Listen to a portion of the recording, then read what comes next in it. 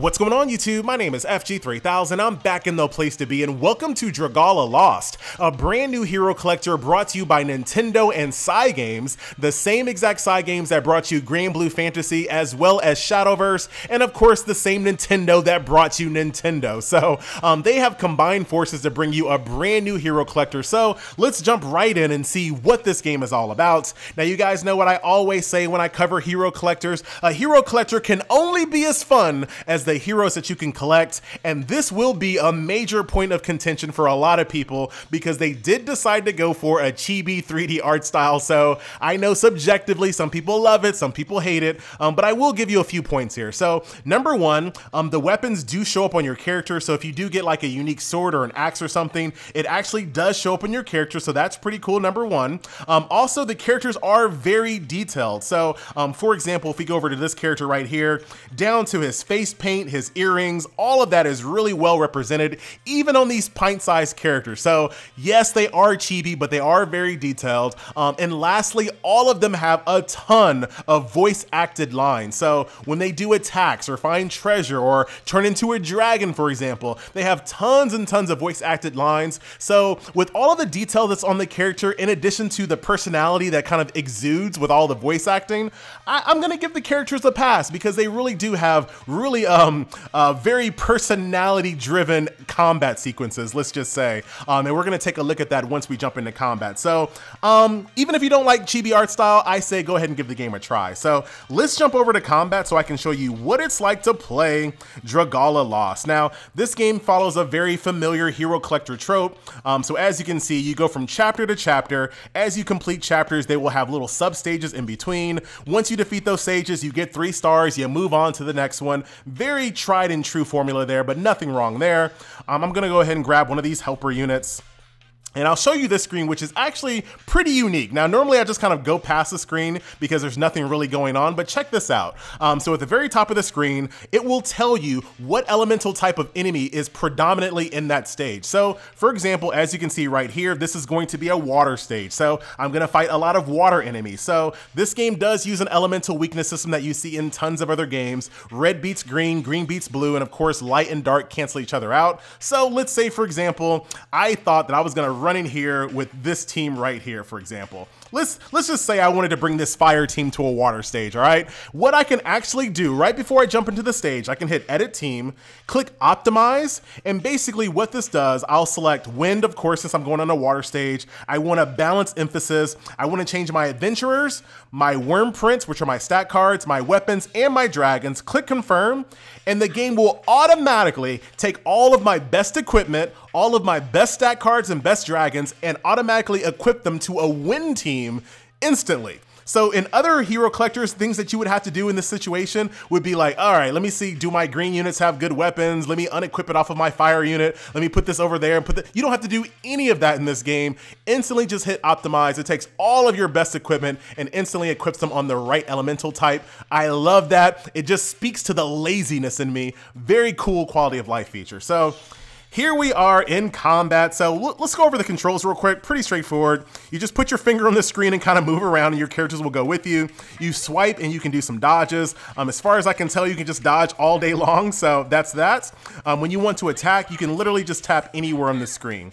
As you kind of level up and get more powerful, there are other attacks which will require you to kind of hold the screen and like release. But for right now, we're just gonna stick with just our basic attacks. Now, the cool thing about these stages is that there are things to kind of worry about. So as you can see, if I walk in this swamp, I guess, I do get slowed down. And that is a really big problem if you are trying to avoid a telegraph. So one big question that I know a lot of people kind of asked as this game was coming out, will your other party members kind of avoid attacks and things of that nature? No, they will not. For the most part, you kind of have to carry your team through everything because they really won't avoid telegraphs for the most part. You can kind of like lead them away from it a little bit, but once they've kind of aggroed and start attacking, there's really not much you can do to kind of steer the rest of your party members away from big telegraph attacks. So like, for example, right there, they're just gonna eat it. They're just gonna eat it, or I'm gonna eat it. So that's that. At any time, you can switch between characters if you choose to. Everyone has their own ultimate and things like that. Every single one of them can change into a dragon if you have it equipped, and we'll talk about the equipment system in a second.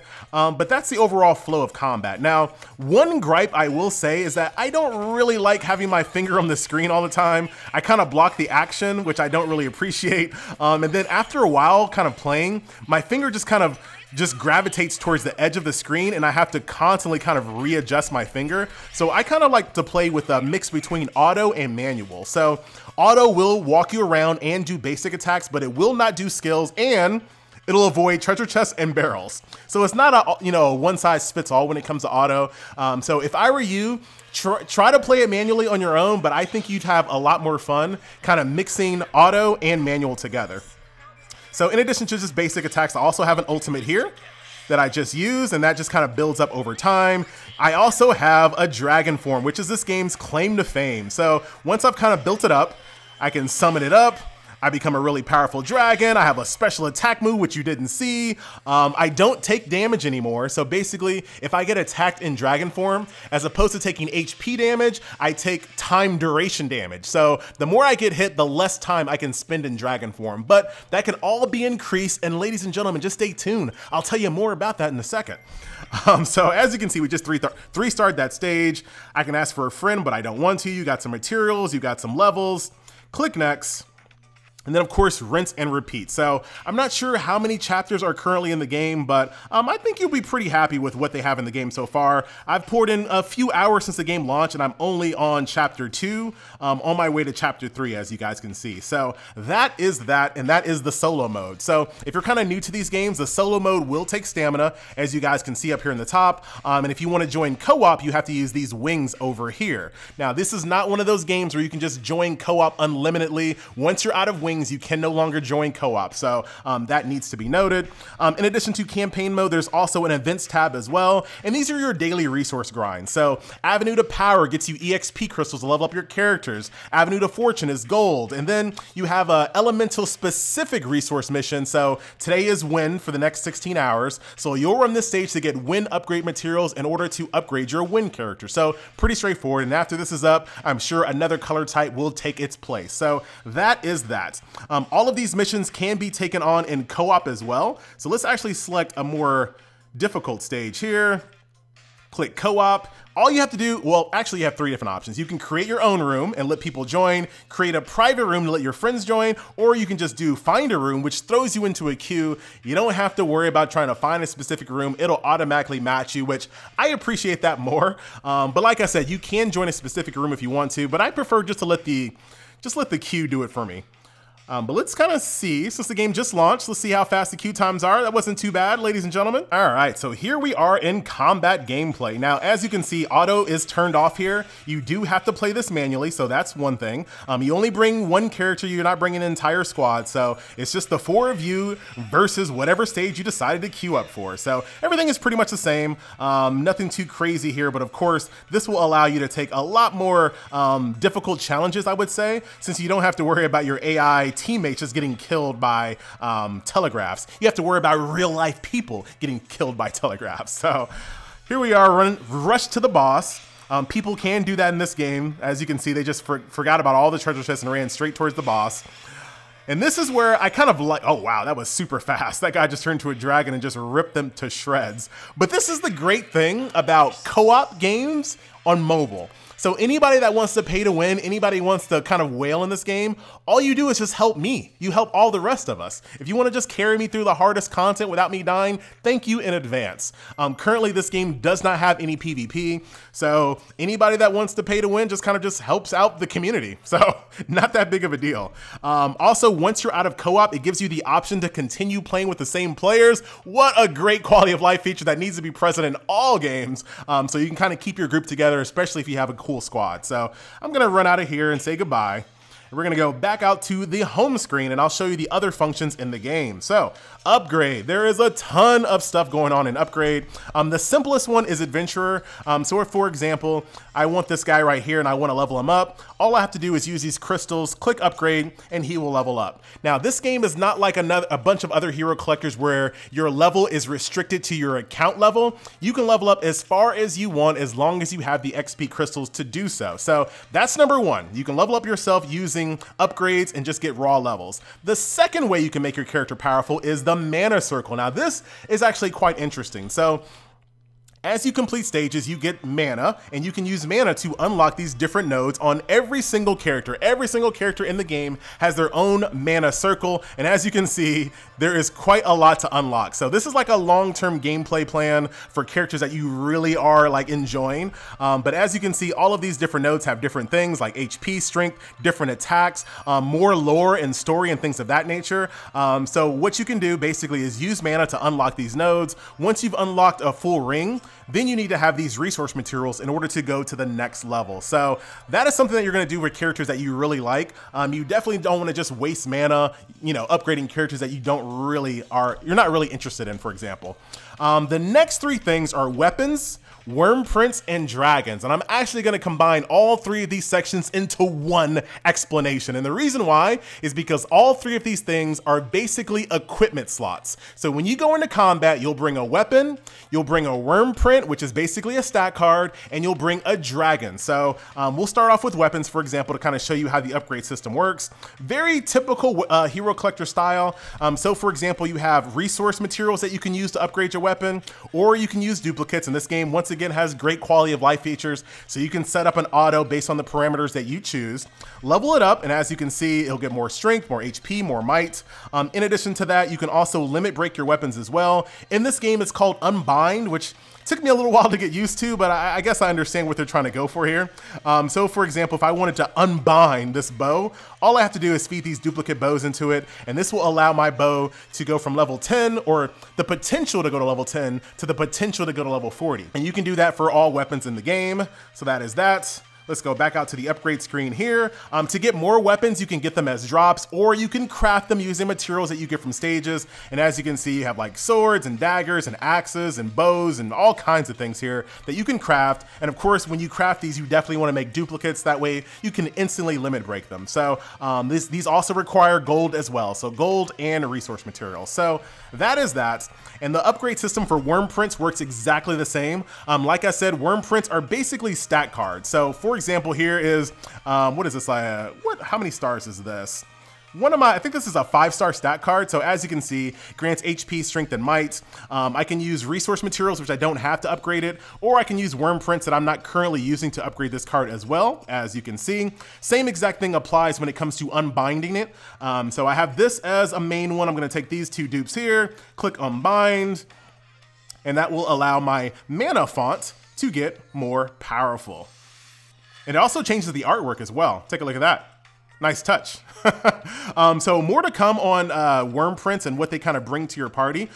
So that is that. And then last but not least, there are dragons. Once again, the same exact upgrade process applies. You have dragon fruit that you feed them to make them more powerful. You can also feed duplicate dragons or dragons you're not using anymore to make them more powerful. And then of course, they have an unbind feature as well. You take your duplicates and make your dragon even more powerful and allow them to level up even higher. So that is that in a nutshell. Those are all the upgrade systems that are currently in the game. And the last three things that we talked about, the weapons, the worm prints, and the gacha, the dragons, I'm kind of getting ahead of myself. Those three things are in the gacha. So when you roll in the gacha, I'm sorry, back that up, I apologize. So in the gacha, you can get adventurers, worm prints, and dragons. That's what you get out of the gacha. So keep that in mind.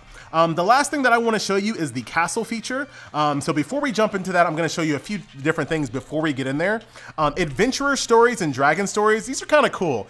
So the more you level up your characters, the more you kind of upgrade their mana circles, you also unlock stories for them as well. So you can get some background information about your favorite characters, some lore, and you also get some cash out currency as well to go along for your trouble. So definitely worth at least clicking on them, even if you skip the story, because you will get some resources as well. So Here we are in the castle mode, ladies and gentlemen, and this might look very familiar to a lot of other games.